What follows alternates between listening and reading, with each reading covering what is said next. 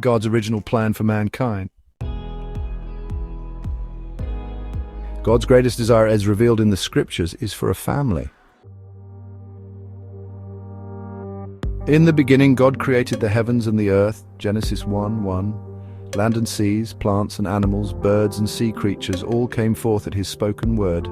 Then God said, "Let us make man in our image, in our likeness, and let them rule over the fish of the sea and the birds of the air, over the livestock, over all the earth, and over all the creatures that move along the ground."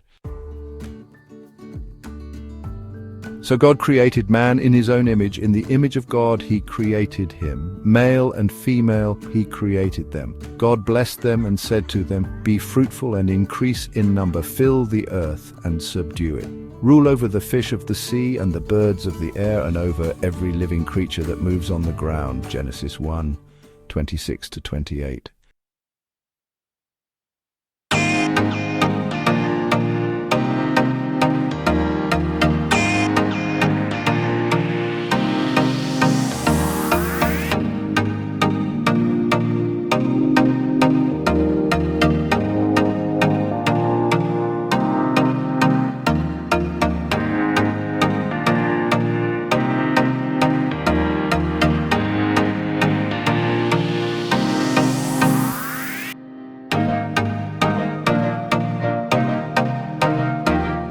In addition to being led by him.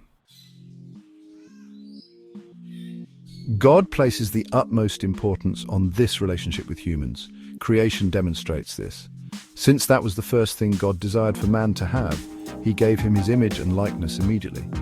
The second thing that God did was to bring man into his presence, which is what the Hebrew term Eden means. Thus, God's greatest wish was for people to live with him and behave similarly to him.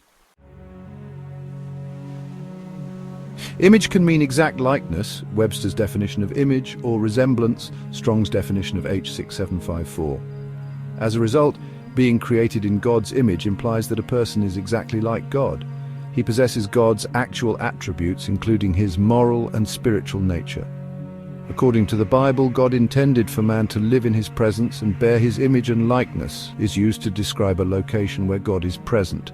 See Isaiah 51:3, Ezekiel 28:13. Therefore, after giving man his nature, God placed him in his presence. God had these as his top priorities. In the Garden of Eden, God did not institute religious practices, pious customs, or reverent patterns. The link between God and humanity was straightforward. God is still primarily concerned with establishing and preserving this relationship. He cares far more about our relationship with him than about our jobs, our hobbies, our customs, or even how busy we are. Fundamentally, God desires relationships, and all that God created for humans was based on this need for camaraderie.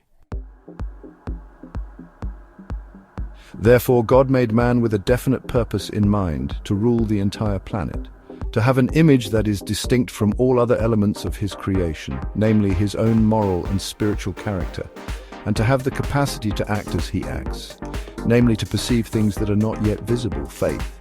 The Bible makes it very evident that God intended for man to think and behave more like him than the rest of creation. Who is the guy for whom you care, the Son of Man for whom you have concern? You adorned him with respect and grandeur and made him somewhat inferior to the celestial beings. You placed everything beneath his feet and made him king over the works of your hands. Psalm 8:4-6. See also Hebrews 2:6-8. Man was truly God's finest creation, and he said that the man he created was very good. See Genesis 1:31. Unfortunately, man's current experience differs greatly from what God planned for him. This discrepancy results from man's decision to reject the fundamental ideas that underlie God's creation. Thank you very much for watching. If you liked this video and it helped you, I would like to ask for your help by pressing the like, bell, share, and subscribe button for more inspiring videos like this. May the Lord bless you.